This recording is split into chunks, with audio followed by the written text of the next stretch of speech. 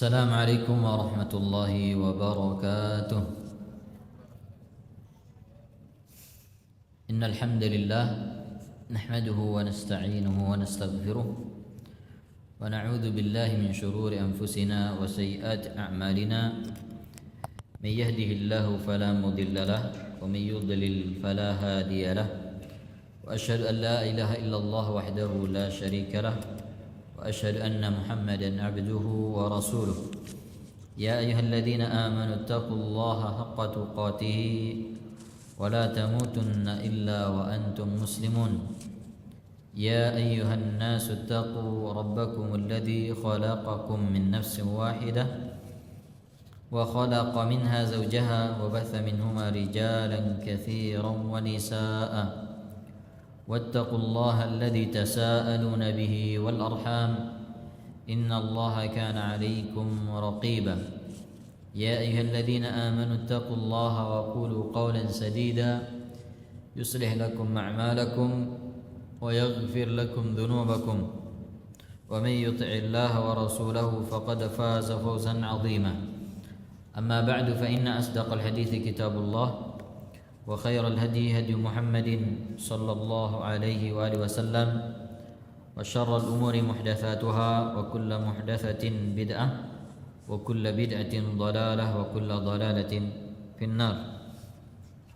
Ibu-ibu dan akhwat yang dirahmati oleh Allah, alhamdulillah kita bersyukur kepada Allah Subhanahu wa taala atas limpahan nikmat dan karunia-Nya kepada kita, sehingga pada sore hari ini kita kembali bisa melanjutkan kajian rutin kita di awal bulan yang membahas tentang syarah kitab Tauhid yang disyarah oleh Syekh Abdul Aziz bin Abdullah bin Baz rahimahullahu taala. Dan kita memohon kepada Allah Subhanahu wa taala semoga kita diberikan oleh Allah tabaraka wa taala ilmu yang bermanfaat, ilmu yang menjadikan kita lebih takut kepada Allah tabaraka wa taala, ilmu yang menjadikan kita semakin semangat untuk beribadah dan semakin ikhlas di dalam menjalankan perintah-perintahnya dan menjauhkan larangan-larangannya. Dan kita berlindung kepada Allah Subhanahu wa taala dari ilmu-ilmu yang tidak bermanfaat. Ibu-ibu dan akhwat dirahmati Allah, kita akan lanjutkan pembahasan kita dengan pembahasan yang ke-18, yang mana di pertemuan sebelumnya kita telah membahas tentang syafaat, di mana syafaat di dalam Al-Quran ada yang ditiadakan dan ada yang ditetapkan. Syafaat yang ditiadakan di dalam Al-Quran adalah syafaat yang mengandung kesyirikan, yaitu syafaat yang diminta dan diharapkan dari selain Allah.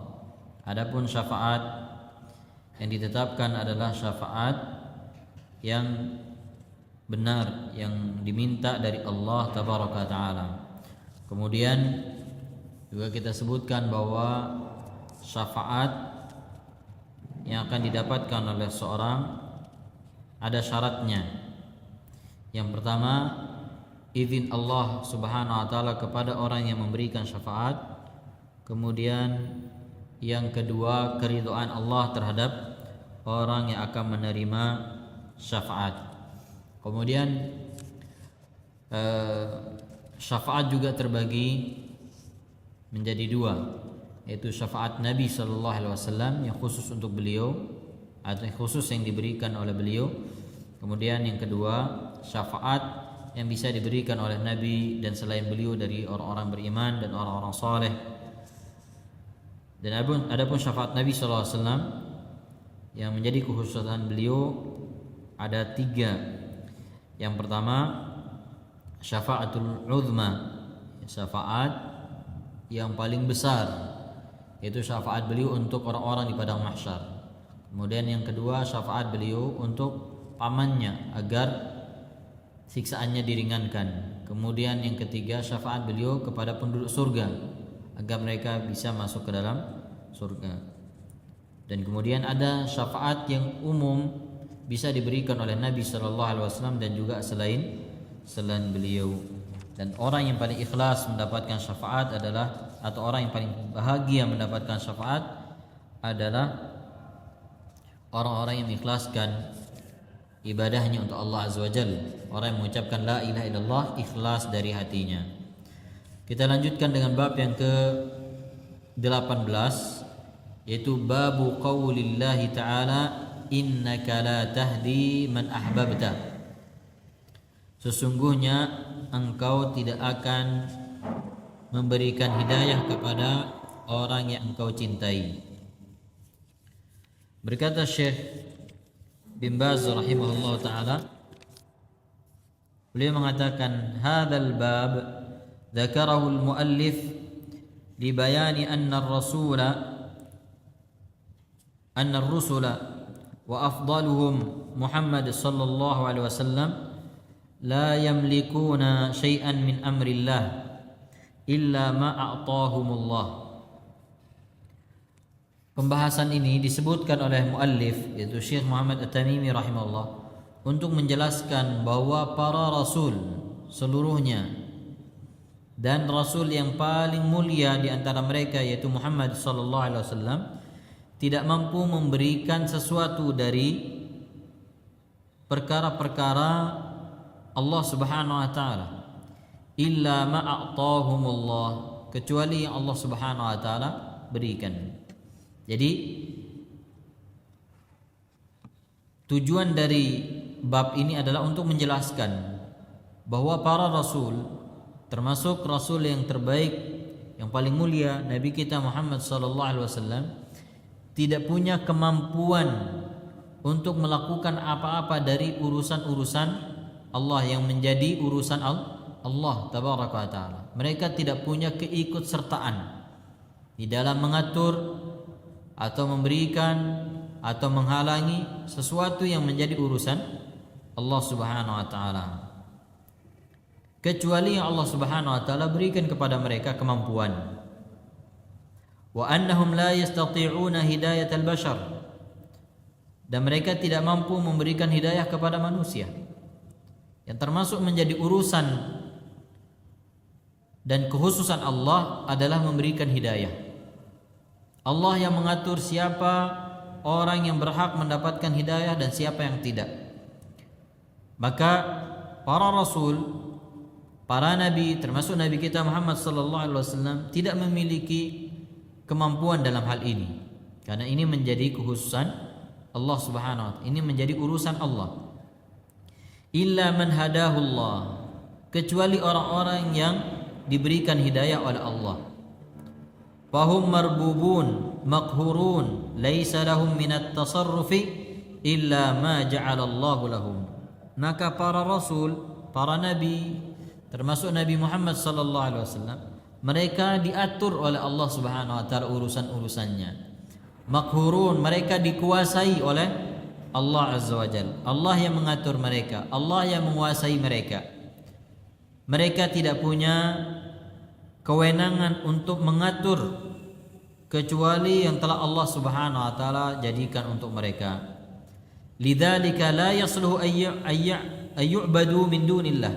Oleh karena itu tidak pantas disembah dari selain Allah. Tidak pantas kita meminta kepada mereka, berdoa kepada mereka.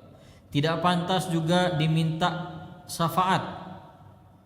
Tidak pantas juga mereka dijadikan sebagai tempat untuk bertawakal atau menggantungkan urusan-urusan kita, karena itu menjadi urusan Allah tabaraka wa taala. Fahum kasairil bashar, mereka sama dengan manusia yang lain.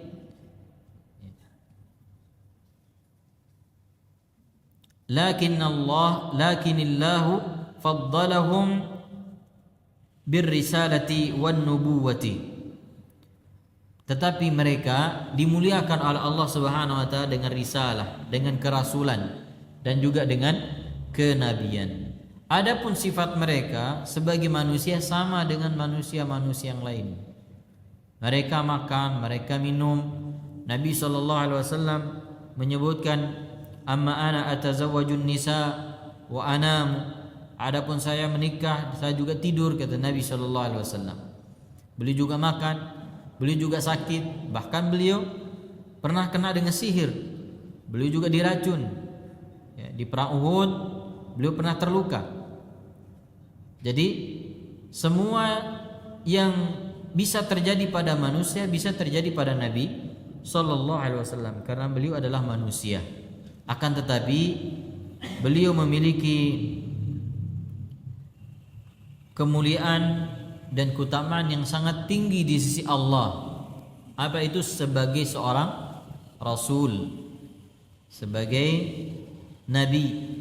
Falahum mazidu syarafin, mereka memiliki tambahan kemuliaan, kelebihan. Walakin hadza la yaj'aluhum syuraka Allah syurakaan lillah fi tasrifil qaum. Akan tetapi kemuliaan mereka ini, kedudukan mereka ini tidak menjadikan mereka pantas disembah dari selain Allah. Tidak menjadikan mereka sebagai sekutu Allah di dalam mengatur alam semesta. Mereka tidak bisa menurunkan hujan, mereka tidak bisa mendatangkan rezeki, mereka tidak bisa menyembuhkan orang-orang yang sakit ya, kecuali dengan izin Allah Subhanahu wa taala. Apa yang telah Allah jadikan pada mereka.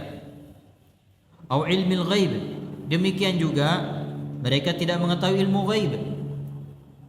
Nabi SAW diperintahkan oleh Allah untuk mengatakan, "Lau kuntu a'lamul ghaiba lastakthartu minal khair wa ma massani yasu." Sekiranya aku mengetahui perkara ghaib, maka lastakthartu minal khair, niscaya aku akan memperbanyak keuntungan. Wa ma massani yasu, dan aku tidak akan pernah mendapatkan kerugian. Nabi SAW seperti manusia biasa, di dalam berdagang beliau untung, beliau juga bisa rugi ya. Beliau tidak mengetahui perkara-perkara gaib. Wa hidayati man sya'u, mereka juga tidak punya kemampuan untuk memberikan hidayah orang-orang yang mereka inginkan. Fa idza kana ar-rasul lam yastati' hidayata ammihi Abi Talib wa Abi Lahab, فهذا يدل على أن الهداية بيد الله ويجب طلبها منه سبحانه. Jika Rasul sallallahu alaihi wasallam tidak bisa memberikan hidayah kepada pamannya Abu Talib dan juga Abu Lahab, ini menunjukkan bahwasanya hidayah itu di tangan Allah Azza wa Jal, maka harus diminta dari Allah Tabaraka wa Taala. Walaupun di sini disebutkan hidayah ibu-ibu dan akhwat dirahmati Allah, tapi ini berlaku umum, menunjukkan bahwa Nabi adalah manusia. Makanya beliau paling senang kalau dikatakan Abdullah wa Rasuluhu. Ketika ada seorang mengatakan anta sayyiduna wa ibnu sayyidina, engkau adalah pemimpin kami, penguasa kami, Nabi SAW menyuruh mereka untuk mengatakan qulu inna ma'ana Abdullah wa rasuluh. Ya, aku hanyalah hamba Allah dan Rasulnya. Katakan aku adalah hamba Allah dan Rasulnya.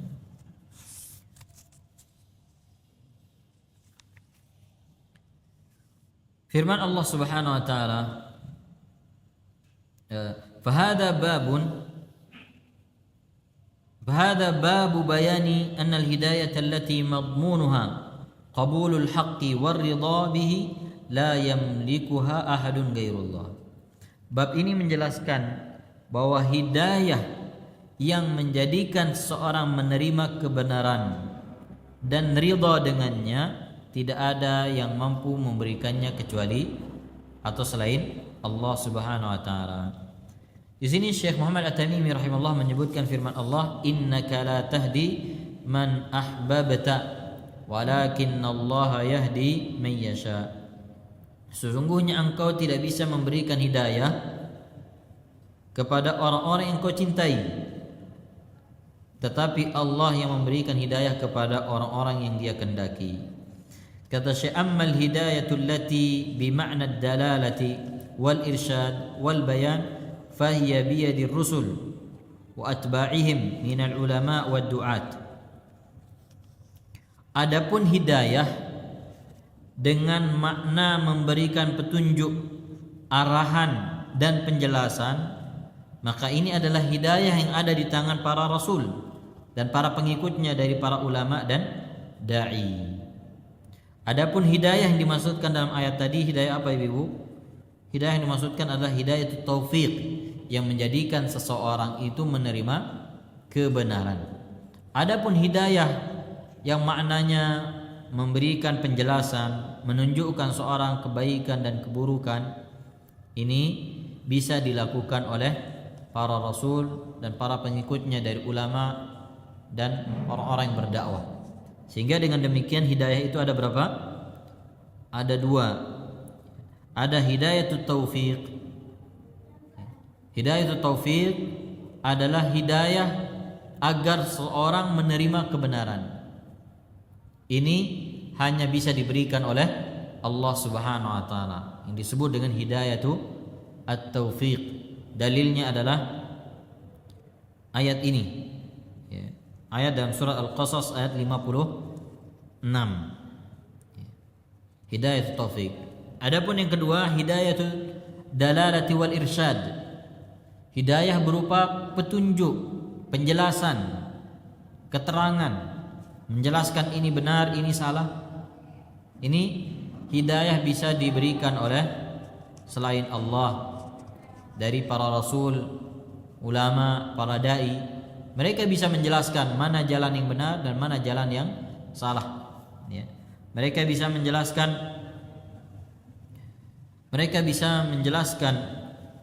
yang halal dan yang haram.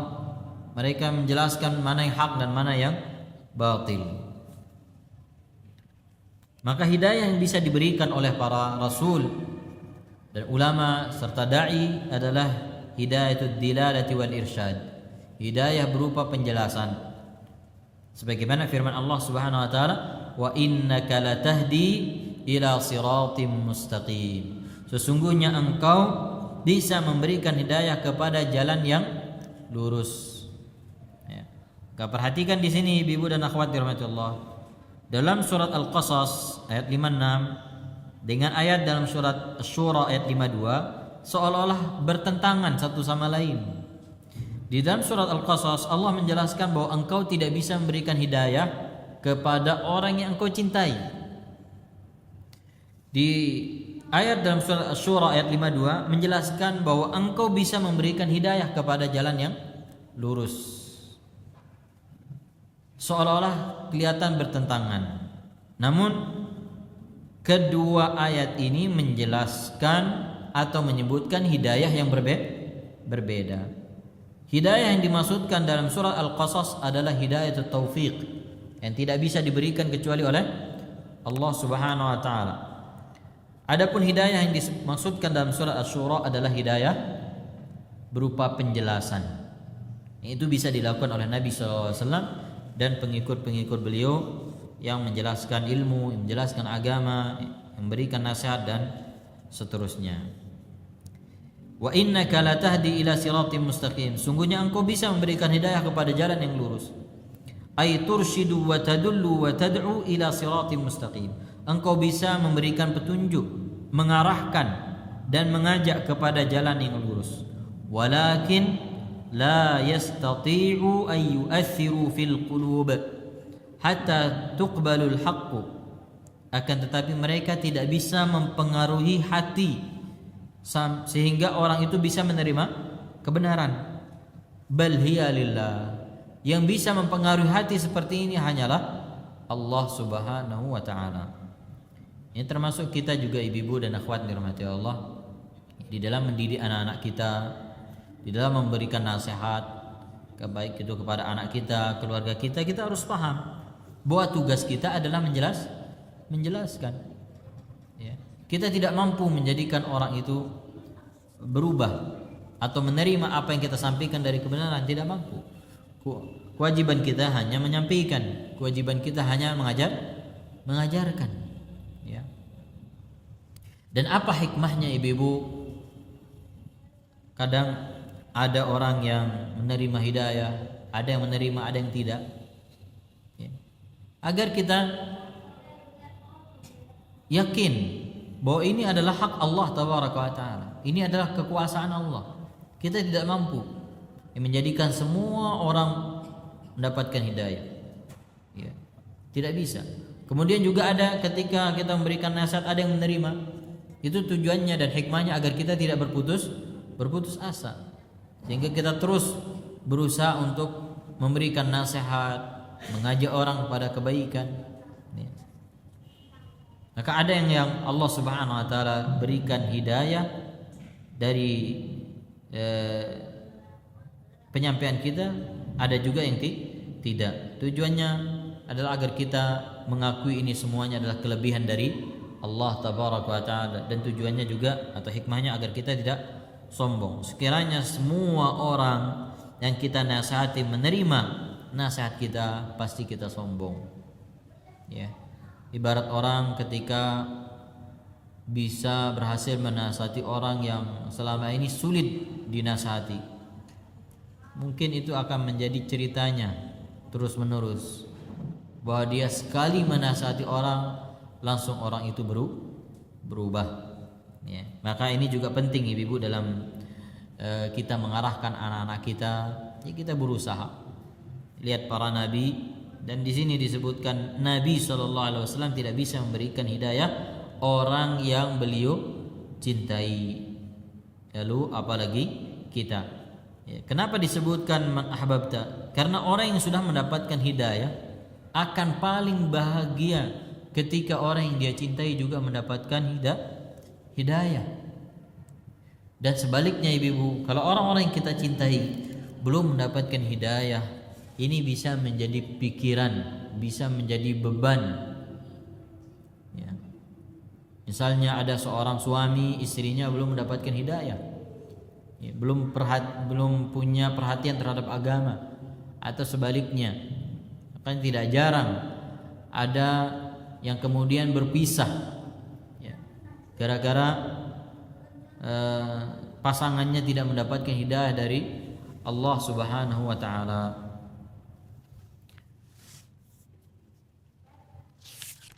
Kemudian Syekh Muhammad At-Tamimi rahimahullah menyebutkan dalil yang disebutkan oleh Imam Al-Bukhari dan Imam Muslim tentang masalah ini.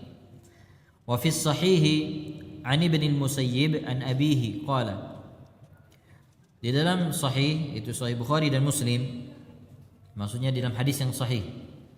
Hadis ini diriwayatkan oleh Bukhari dan Muslim. Dari Ibn al-Musayyib, dari bapaknya, qala, dia berkata, lamma hadarat Aba Talibil wafat, ketika Abu Talib sedang mengalami sakaratul maut, ja'ahu Rasulullah sallallahu alaihi wasallam, Rasulullah sallallahu alaihi wasallam mendatanginya, wa indahu Abdullah ibnu Abi Umayyah wa Abu Jahal, dan di dekat Abu Talib ada dua orang. Siapa dua orang itu? Yaitu Abdullah bin Abi Umayyah dan Abu Jahal. Faqala lahu, Rasulullah sallallahu alaihi wasallam berkata kepadanya, itu kepada pamannya Abu Talib, ya ammi, qul la ilaha illallah kalimatan uhajju laka biha indallah.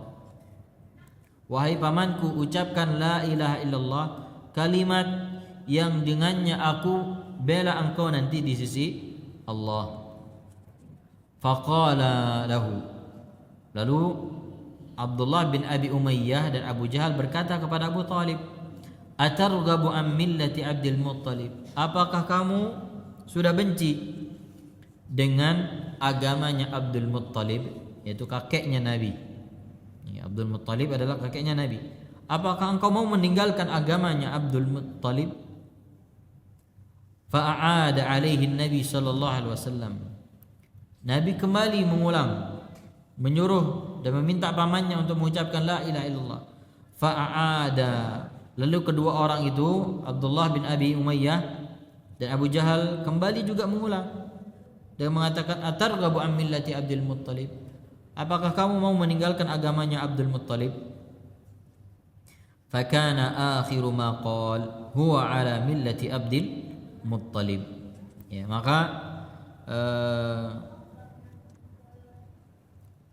fakana akhiru ma qala, ucapan yang terakhir dia ucapkan adalah dia berada di atas agama Abdul Muttalib.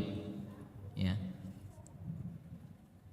Dia sampaikan dalam bentuk cerita di sini karena ini adalah kalimat kufur. Maka rawi, itu sahabat yang meriwayatkan hadis ini, mengatakan takana akhiru ma qala, ucapan yang terakhir diucapkan adalah huwa ala millati Abdul Muttalib. Ya. Berarti ucapan terakhir dia adalah dia berada di atas agama Abdul Muttalib. Wa aba an yaqula la ilaha illallah, dan Abu Talib menolak untuk mengucapkan la ilaha illallah. Setelah dia tidak mau mengucapkan dan meninggal di atas agama syirik, faqala Nabi sallallahu alaihi wasallam, Nabi sallallahu alaihi wasallam masih menaruh harapan. Apa kata beliau? La astaghfiranna laka ma lam unha anka, saya akan mintakan ampunan untukmu selama aku tidak dilarang. Fa anzalallahu azza wajal, lalu Allah azza wajal menurunkan ma kana lin nabi walladzina amanu ay yastaghfiru lil musyrikin walau kanu uli qurba, tidak pantas bagi nabi dan orang-orang beriman memintakan ampunan untuk orang-orang musyrik sekalipun mereka adalah keluarga terdekat. Wa anzalallahu fi Abi Talib, dan Allah turunkan ayat berkaitan dengan Abu Talib, innaka la tahdi man ahbabta walakinnallaha yahdi man yasha, sungguhnya engkau tidak bisa memberikan hidayah kepada orang yang engkau cintai, akan tetapi Allah yang memberikan hidayah kepada orang yang dia kehendaki. Berkata Syekh, lamma hadarat ay alamatu qurbil ajal, lamma hadarat Abu Talib al-wafat, maksudnya adalah ketika mulai nampak tanda-tanda kematiannya Abu Talib, ya, Nabi sallallahu alaihi wasallam mendatanginya dan mintanya untuk mengucapkan la ilaha illallah. Al-Musayyib bikasr wa bil fath wa ashhar indal muhaddithin. Ja'ahu Rasulullah sallallahu alaihi wasallam mendatangi Abu Talib liyad'uhu da'watan khassah inda qurbil ajal, yaitu untuk mendakwahkannya secara khusus ketika dia mendekati ajalnya. Wa qad da'ahu qabla dzalika katsiran, Nabi sallallahu alaihi wasallam pernah sering mendakwahinya sebelum itu. Jadi bukan berarti ini satu-satunya Nabi sallallahu alaihi wasallam mendakwahkan, mengajak Abu Talib untuk masuk Islam. Tapi sebelum-sebelumnya Nabi banyak mengajak atau sering mengajak Abu Talib untuk masuk ke dalam Islam. Walakinnahu lam yastajib, akan tetapi dia tidak menerima ajakan Nabi sallallahu alaihi wasallam. Perhatikan ibu, ma'annahu ya'lamu annahu haqqun, padahal dia tahu agama Nabi sallallahu alaihi wasallam, ajaran yang dibawa oleh Nabi benar.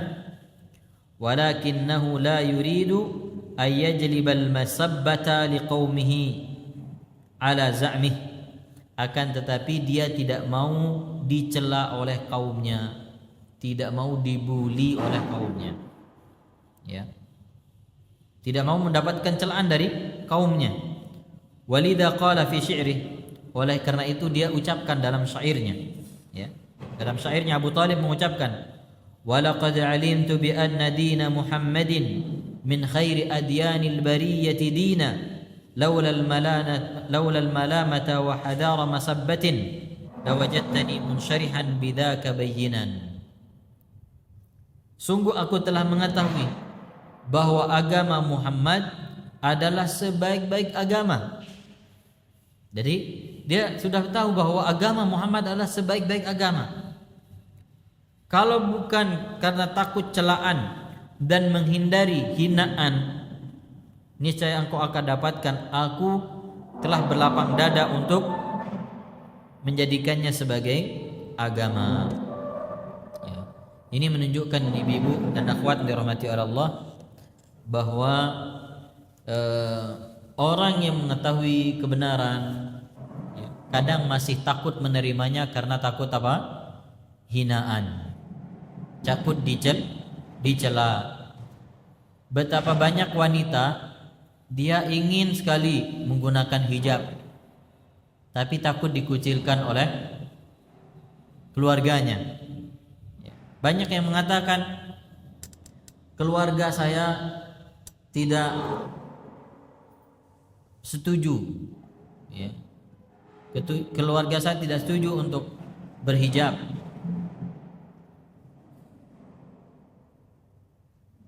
Apa di atas ini?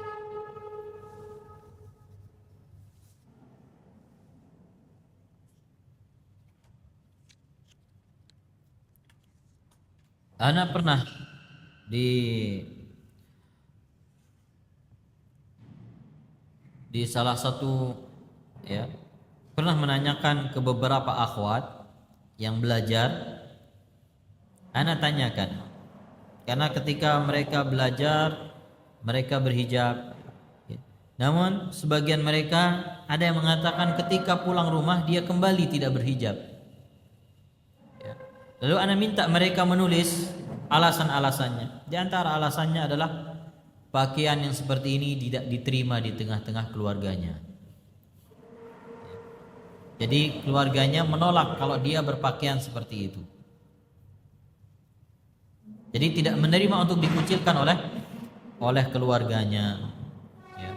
Begitu juga orang ibu-ibu dan akhwat dirahmati Allah, betapa banyak orang menolak untuk belajar Al-Quran dan Sunnah karena takut dikatakan sesat, takut dikatakan Wahabi, takut dikatakan membawa ajaran baru dan seterusnya. Takut tidak diterima di kelompoknya, di tempat kerjanya. Ya. Sehingga ini menjadi penghalang seorang untuk menerima kebenaran. Ya. Karena takut dicela. Nah ini lihat orang sekelas Abu Thalib, ya. Apalagi kalau orang itu sudah dianggap sebagai tokoh, ini tambah berat lagi, ya. Karena bisa jadi dengan dia menerima kebenaran, ketokohannya hilang. Orang tidak lagi melihatnya, memandangnya sebagai tokoh, ya. Ini menunjukkan betapa beratnya seorang menerima kebenaran. Kemudian Nabi SAW menyebutkan, ya ammi, qul la ilaha illallah kalimatan uhajju laka biha indallah. Wahai pamanku, ucapkan la ilaha illallah, kalimat yang aku bisa membelamu nanti di hadapan Allah. Ai ushhidu laka biha wa ahrisu biha ala najatik. Ya, aku akan menjadi saksi untukmu dan aku berusaha untuk menyelamatkanmu dengan membelamu nanti di hadapan Allah Azza wa Jalla. Kemudian Nabi SAW, Abdullah bin Abi Umayyah dan Abu Jahal mengatakan, atarghabu an millati Abdul Muttalib, ay min ibadatil awthan wal asnam. Apakah engkau mau meninggalkan agamanya Abdul Muttalib? Apa agamanya Abdul Muttalib? Yaitu menyembah berhala, menyembah patung. Fakana akhiru ma qala huwa ala millati Abdul Muttalib. Ya. Maka ucapannya yang terakhir adalah dia berada di atas agama Abdul Muttalib. Li'annahu qad sabaqat lahu syaqawatu.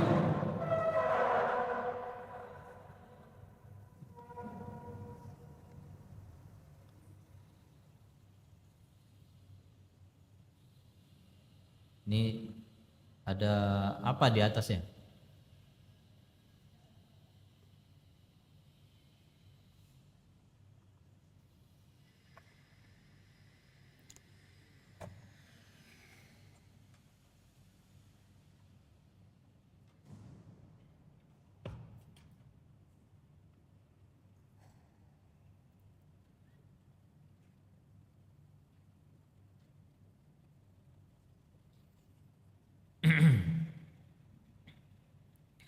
Li'annahu qad sabaqat lahu syaqawatu. karena Allah telah menetapkan kesengsaraan baginya. Walam yuridillahu lahul hidayata lihikmatin balighatin.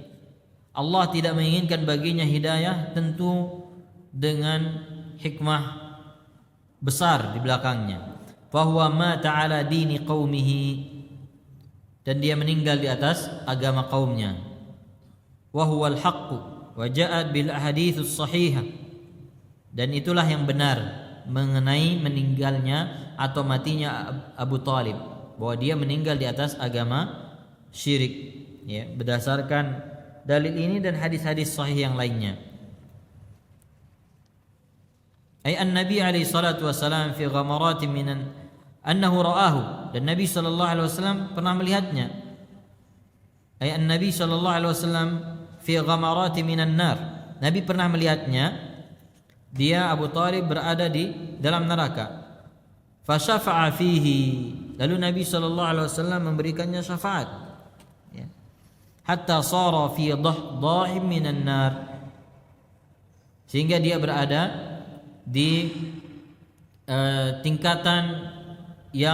tingkatan siksaan neraka yang ringan. Yaghli minha dimaghuh, di mana siksaannya yang ringan itu bisa menyebabkan otaknya mendidih. Jadi dia diberikan siksaan berupa sendal dari api neraka yang menyebabkan otaknya mendidih, waliyadzubillah. Amma man qala annahu aslam fala asla lahu. Adapun ada orang yang mengatakan dia telah masuk Islam, maka ini tidak ada dalilnya sama sekali. Fa fihi anna Nabi sallallahu alaihi wasallam la yastati'u hidayata ahadin minal khalq. Dan ini menunjukkan bahwa Nabi sallallahu alaihi wasallam tidak bisa memberikan hidayah kepada seseorang dari makhluk. Innaka la tahdi man ahbabta. Ya, sungguhnya engkau tidak bisa memberikan hidayah kepada orang yang kau cintai. Kata Syekh, fihi tasliyatun lin nabi wal tasliyatun liman aslama ba'd qaumihi wa lam yaslam ba'duhum. Ayat ini ada hiburan bagi Nabi dan hiburan bagi orang-orang yang sebagian keluarganya masuk Islam dan sebagian lagi tidak masuk Islam. Jadi ibu dan akhwat dirahmati Allah, ini adalah salah satu pembahasan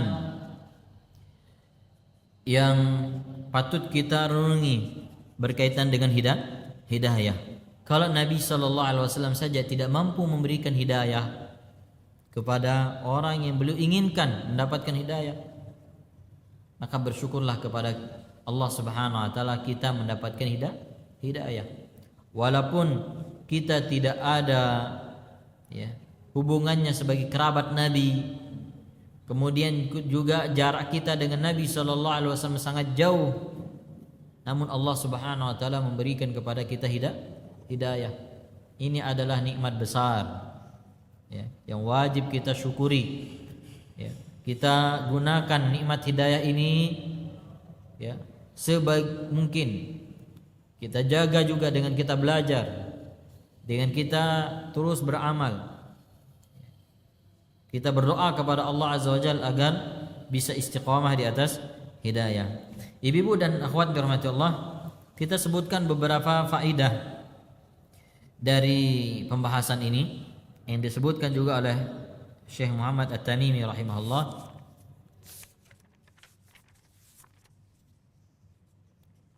Yang pertama, tafsiru qawlihi innaka la tahdi man ahbabta. Ini adalah di dalam bab ini menjelaskan tafsir dari innaka la tahdi man ahbabta, ya, bahwa hidayah yang dimaksudkan di sini adalah hidayatu at-taufiq. Maka Nabi sallallahu alaihi wasallam tidak bisa menjadikan orang itu menerima kebenaran, ya. Sehingga Nabi diperintahkan oleh Allah Subhanahu wa taala untuk mengatakan qul inni la amliku lakum darran wala rasyada. Katakan, sungguhnya aku tidak bisa memberikan kalian mudarat dan petunjuk, ya. Kemudian faedah yang kedua, tafsir dari firman Allah Subhanahu wa taala, "Ma kana lin-nabi walladzina amanu ay yastaghfiru lil musyrikin walau kanu uli qurba." Tidak pantas bagi nabi dan orang-orang beriman memohonkan ampunan untuk orang-orang yang musyrik sekalipun mereka adalah kerabat keluarga. Nabi SAW dilarang untuk memintakan ampunan bagi pamannya, ya. Dan ini bantahan dan peringatan kepada orang-orang yang mendoakan orang-orang kafir meninggal dunia. Kalau ada orang kafir meninggal dunia, dia doakan, bahkan dia katakan almarhum, orang yang meninggal dunia dalam keadaan kafir. Maka ini hukumnya haram. Ini bertentangan dengan apa yang Allah Subhanahu wa taala perintahkan atau larang, ya. Nabi dilarang untuk mendoakan pamannya. Kalau Nabi saja dilarang untuk mendoakan pamannya, apalagi kita, ya. Termasuk juga kata para ulama, ya, tidak boleh kita menampakkan rasa sedih, ya, ketika ada orang-orang kafir yang meninggal dunia. Kemudian faedah yang ketiga, hiyal mas'alatul kabirah. Ini termasuk permasalahan yang sangat besar yang berkaitan dengan bab ini, yaitu Nabi sallallahu alaihi wasallam tatkala beliau meminta pamannya untuk mengucapkan la ilaha illallah, namun pamannya menolak. Wa ammuhu arafal ma'na, dan pamannya menolak mengucapkan la ilaha illallah karena dia mengetahui makna dari la ilaha illallah, annahu tabarru' min kulli ilahin siwallah. Dia mengetahui makna la ilaha illallah, yaitu berlepas diri dari semua sesembahan selain Allah. Oleh karena itu dia menolak untuk mengucapkannya. Dia menolak untuk mengucapkan la ilaha illallah karena mengetahui maknanya. Karena makna dari la ilaha illallah adalah berlepas diri dari semua sesembahan selain Allah Subhanahu wa taala. La ma'budu haqqun illallah. Ini berbeda dengan sebagian orang yang mengatakan wa la ilaha illallah artinya tidak ada pencipta. Tidak ada pencipta kecuali Allah, ya. Ini tentu berbeda dengan makna yang diinginkan oleh Allah Subhanahu wa taala dan Rasulnya sallallahu alaihi wasallam. Allah Subhanahu wa taala berfirman, "Dzalika bi anna Allah huwal haqq wa anna ma yad'una min dunihi al-batil." Yang demikian karena sungguhnya Allah dialah sesembahan yang benar dan apa yang disembah dari selain Allah adalah batil. Dan Abu Talib tahu dan orang-orang musyrikin tahu bahwa Allah yang menciptakan, Allah yang memberikan rezeki, menghidupkan dan mematikan. Mereka tahu semuanya itu. Tapi yang mereka tidak mau atau yang menyebabkan mereka tidak mau mengucapkan la ilaha illallah adalah karena mereka mengetahui maknanya. Kalau mereka mengucapkan la ilaha illallah berarti mereka tidak menyembah lagi kepada berhala-berhala mereka. Kemudian faedah yang keempat, anna Aba Jahlin wa man ma'ahu ya'rifuna muradan Nabi sallallahu alaihi wasallam. Abu Jahal dan orang yang bersamanya, yaitu Abdullah bin Abi Umayyah, mengetahui apa yang dimaksudkan oleh Nabi sallallahu alaihi wasallam ketika meminta pamannya mengucapkan la ilaha illallah. Makanya ketika Nabi meminta pamannya untuk mengucapkan la ilaha illallah, Abu Jahal dan Abdullah bin Abi Umayyah langsung mengatakan, apakah engkau mau meninggalkan agama Abdul Muttalib? Apa agamanya Abdul Muttalib? Yaitu menyembah berhala. Bagaimana mereka bentuknya menyembah berhala? Yaitu meminta syafaat, bertawassul dengannya untuk mendekatkan diri kepada Allah Azza wa Jalla, memberikan kurban, bernadar dan seterusnya. Makanya ketika Nabi sallallahu alaihi wasallam meminta mereka untuk mengucapkan la ilaha illallah, mereka sombong, ya. Mereka tidak mau mengucapkannya, dan lihat apa alasan mereka. Innahum kanu idza qila lahum la ilaha illallah yastakbirun.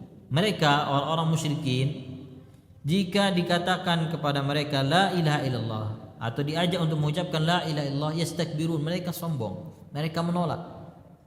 Wa yaqulun, dan mereka mengatakan a inna la tariku alihatina li syairin majnun. Mereka mengatakan, apakah kami akan meninggalkan sesembahan-sesembahan kami karena seorang penyair lagi gila? Karena mereka tahu bahwa kalau dia mengucapkan la ilaha illallah, maka semua berhala-berhala itu harus mereka tinggalkan. Dan orang musyrik, ibu dan akhwat dirahmati Allah, mereka tidak menolak untuk menyembah Allah. Mereka tidak menolak itu. Mereka tidak mengatakan bahwa Allah itu tidak berhak disembah. Mereka tidak pernah mengatakan demikian. Bahkan mereka pernah meminta kepada Nabi, ya, untuk menyembah Allah 1 tahun dan menyembah berhala mereka 1 tahun. Sama-sama menyembah Allah 1 tahun, sama-sama menyembah berhala 1 tahun. Ya. Mereka tidak menolak untuk menyembah Allah, tapi yang mereka tolak adalah beribadah hanya kepada Allah. Mereka ingin beribadah kepada Allah dan juga tetap beribadah kepada selain Allah. Apa buktinya mereka beribadah kepada Allah? Buktinya mereka masih melaksanakan haji, ya. Mereka kalau kesulitan, mereka berdoa meminta kepada Allah Azza wa Jalla. Itu buktinya bahwa mereka masih menyembah kepada Allah Azza wa Jalla. Kemudian yang kelima, ibu, jadduhu wa mubalaghatuhu fi islami ammih. Kesungguhan Nabi sallallahu alaihi wasallam untuk mengislamkan pamannya. Kesungguhan Nabi sallallahu alaihi wasallam untuk mengislamkan pamannya. Ada 2 sebabnya, ibu. Yang pertama al-qarabah, karena dia adalah pamannya. Ya, sebagaimana kita katakan tadi, kita, ya, akan mendapatkan kebahagiaan kalau orang-orang yang kita cintai mendapatkan hidayah. Ya, bahkan itu melebihi kebahagiaan kita dari sebab-sebab kebahagiaan yang lain. Kemudian yang kedua, yang menyebabkan beliau sungguh-sungguh berusaha untuk mengislamkan pamannya adalah karena apa yang dilakukan oleh Abu Talib untuk membela Nabi sallallahu alaihi wasallam. Ya. Dia membela Nabi sallallahu alaihi wasallam. Ya. Makanya ketika pamannya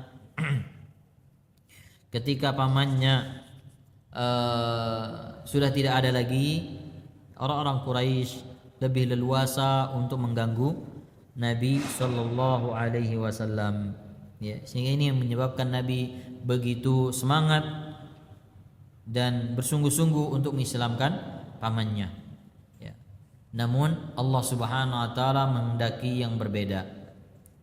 Allah tidak memberikannya hidayah tentu untuk hikmah yang Allah Subhanahu wa taala inginkan. Seperti yang kita sampaikan tadi, Ibu, maka kita bersyukurlah kepada Allah Azza wa Jalla. Ya. Karena diberikan hidayah. Dan hidayah ini tidak bisa didapatkan dengan kedudukan, dengan nasab yang mulia, dengan kekayaan, dengan kepintaran. Kalau hidayah ini akan didapatkan berdasarkan kekuasaan, maka lihat para raja-raja itu, tokoh-tokoh Quraisy ini, mereka adalah orang yang pertama masuk Islam. Lihat Fir'aun. Ya. Kalau sekiranya hidayah ini bisa didapatkan dengan harta, maka semua orang kaya akan masuk Islam. Ya. Kalau sekiranya bisa didapatkan dengan kekuasaan, maka semua orang berkuasa akan mendapatkan hidayah menjadi orang-orang baik. Ya. Namun hidayah ini ada di tangan Allah. Allah telah memilih siapa yang Allah Subhanahu wa taala inginkan. Innaka la tahdi man ahbabta walakinnallaha yahdi man yasha. Makanya kita jaga hidayah ini, Ibu, dan kita berdoa kepada Allah dengan doa yang sering Nabi sallallahu alaihi wasallam sebutkan. Allahumma ya musarrifal qulub, ya muqallibal qulub, thabbit qalbi ala dinik. Ya musarrifal qulub, sarrif qalbi ala ta'atik. Ya. Dan kita diminta oleh Allah Azza wa Jalla untuk meminta hidayah paling minimal 17 kali. Ihdinas siratal mustaqim siratal ladzina an'amta 'alaihim ghairil maghdubi 'alaihim waladdallin. Hidayah yang kita minta ini sini adalah hidayah agar kita bisa istiqamah. Kemudian yang keenam, faedah yang keenam, ayat ini membantah tentang orang yang beranggapan bahwa Abdul Muttalib masuk Islam. Ya, Abdul Muttalib juga tidak masuk ke dalam Islam, sebagaimana yang diyakini oleh orang-orang Rafidhah.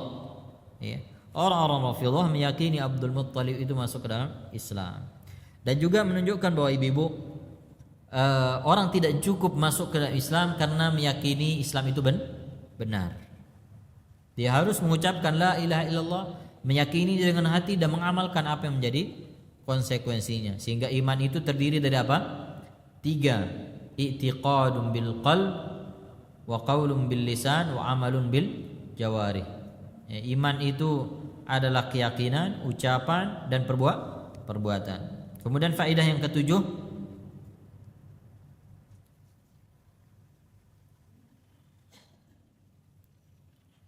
Nabi sallallahu alaihi wasallam meminta ampunan untuk pamannya. Perhatikan ibu-ibu dan akhwat dirahmati Allah. Tentu Nabi adalah orang yang paling dikabulkan doanya. Tapi ketika doa beliau itu berkaitan dengan sesuatu yang salah, maka Allah Subhanahu wa taala tidak mengabulkannya. Ya. Beliau meminta ampunan untuk pamannya, namun Allah Subhanahu wa taala tidak mengampuninya. Kemudian yang ke-8, ini menunjukkan betapa bahayanya teman yang buruk. Betapa besar peran teman kepada agama seorang, dalam pengaruhi agama seorang. Makanya Nabi sallallahu alaihi wasallam menyuruh kita untuk berteman dengan orang-orang baik. La tusahib illa taqi. Jangan engkau berteman kecuali dengan orang yang baik. Tapi ingat ibu, kita jangan fokus mencari teman yang baik sementara kita tidak berusaha menjadi teman yang baik untuk teman kita. Ya, kita masya Allah pintar mengkritik teman kita, dia begini dia begitu, sementara kita bisa jadi juga lebih dari itu. Ya, maka perbaiki diri kita, insya Allah kita akan mendapatkan teman yang baik. Ya. Bagi ibu-ibu yang merasa kesulitan mencari teman yang baik, berusahalah jadi baik. Nanti Allah akan pertemukan. Ya. Dan jangan sedih, dan jangan susah, dan jangan ragu untuk meninggalkan teman-teman yang tidak baik. Allah akan gantikan dengan teman yang lebih baik, insya-Allah taala. Nabi sallallahu alaihi wasallam bersabda, "Al-mar'u ala dini khalilih." Seorang itu sesuai dengan agama temannya. Falyanzur ahadukum man yukhalil. Maka hendaknya kalian melihat dengan siapa dia berteman. Ya. Termasuk juga anak-anak kita, ibu-ibu, perlu kita perhatikan teman-temannya. Ya. Karena kalau anak usia sekolah SMP, SMA, mereka itu sangat terpengaruh oleh temannya. Kalau dulu ketika SD, mereka sering mengatakan apa kata guru. Sebelumnya mereka mengatakan apa kata bapak, apa kata ibu. Kemudian apa kata guru. Itu menjaga mereka. Tapi ketika usia-usia mereka SMP, SMA, itu biasanya apa kata teman. Ya. Sehingga kalau ibu kasih masukan, dia mengatakan tapi teman saya nggak mau ibu, nggak mau seperti itu. Nah, makanya kita harus berusaha mencari lingkungan yang baik untuk mereka, teman. Ya. Ini pentingnya kalau ibu-ibu misalnya punya anak perempuan, ikut juga jadi teman-temannya itu, akrab dengan teman-temannya, sehingga nanti ketika ada yang perlu diperbaiki, mereka menerima. Ya. Kemudian yang ke-9, madarratu ta'zimil aslaf wal akabir. bahayanya berlebih-lebihan di dalam mengagungkan nenek moyang dan tokoh, ya. Menghormati tokoh, menghormati orang yang lebih tua itu wajib di dalam Islam, ya. Itu hukumnya wajib. Nabi sallallahu alaihi wasallam bersabda, "Laisa minna man lam yuwaqqir kabirana." Bukan termasuk kami orang yang tidak menghormati orang-orang tua. Ini menunjukkan bahwa tidak hormat kepada orang tua itu termasuk dosa besar, karena Nabi berlepas diri dari orang seperti ini. Tapi tidak boleh berlebih-lebihan dengan menganggap semua ucapan, semua perbuatannya pasti benar. Ya, lihatlah Abu Thalib, salah satu yang menghalangi dia dari menerima Islam adalah takut menyelisih agama Abdul Muttalib. Kemudian yang ke-10,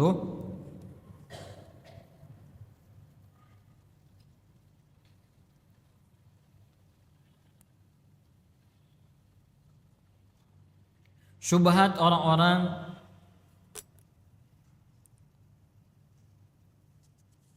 di antara syubhat orang-orang menerima kebenaran adalah berdalil dengan nenek moyang, ya.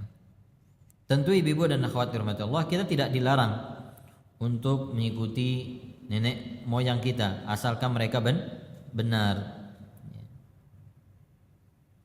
Sebagaimana di dalam Al-Quran disebutkan, wattaba'tu millata abai Ibrahim wa Ismail. Ya. Aku mengikuti agama nenek moyangku. Ya. Maksudnya agama Nabi Ibrahim alaihissalam. Ya.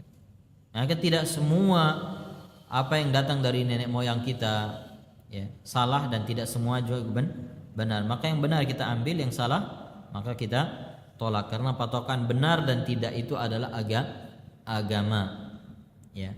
Yang resmi menjelaskan yang benar yang salah itu adalah Al-Quran dan Sunnah Nabi Sallallahu Alaihi Wasallam. Adapun yang lain, mereka semua ucapannya, perbuatannya butuh kepada Al-Quran dan Sunnah untuk dibenarkan, untuk membenarkannya. Kemudian faedah yang ke-11, al-a'malu bil khawatim. Amalan itu tergantung dari akhirnya. Kemudian yang terakhir, at-ta'ammul fi kibari hadhihi syubhah, yang merenungi besarnya pengaruh syubhat ini, syubhat yang menghalangi Abu Thalib masuk Islam, ya. Merenungi besarnya pengaruh syubhat mengagungkan nenek moyang, ya, bahwa apa yang dilakukan dan ucapan mereka pasti benar, ini sangat besar pengaruhnya. Dan sekali lagi yang kita sampaikan tadi, bahwa menghormati nenek moyang kita tidak menjadikan kita membenarkan semua ucapan dan perbuatan mereka. Yang benar kita ambil, yang salah tentu kita salahkan, karena kita hanya beragama dengan tuntunan Allah dan Rasulnya. Ini yang bisa kita sampaikan ibu-ibu dan akhwat dirahmati Allah. Semoga apa yang kita kaji pada kesempatan ini memberikan kepada kita ilmu yang bermanfaat, dan menyadari bahwa hanya Allah Subhanahu wa taala yang mampu mendatangkan kebaikan dan menjauhkan keburukan, sehingga kita bergantung kepada Allah. Terlebih lagi dalam masalah hidayah, ya. Hidayah itu tidak bisa diberikan oleh ustadz, ya. Ada sebagian mengatakan, coba ustadz fulan yang menasihati pasti dia mau. Tidak boleh ibu-ibu, ya. Kita berusaha meminta nasihat dari seorang, misalnya, coba minta nasihat ustadz fulan. Jangan mengatakan coba ustadz fulan yang nasihati pasti dia mau. Jangan, ya. Karena ustadz, ulama, para nabi tugasnya menyampaikan, termasuk juga kita, ya, tugasnya menyampaikan. Adapun hidayah ada di tangan Allah tabaraka wa taala. Ini yang bisa kita sampaikan. Sepertinya tidak ada pertanyaan juga. kita cukupkan, semoga bermanfaat. Subhanakallahumma bihamdik asyhadu an la ilaha illa anta astaghfiruka wa atubu ilaik. Assalamualaikum warahmatullahi wabarakatuh.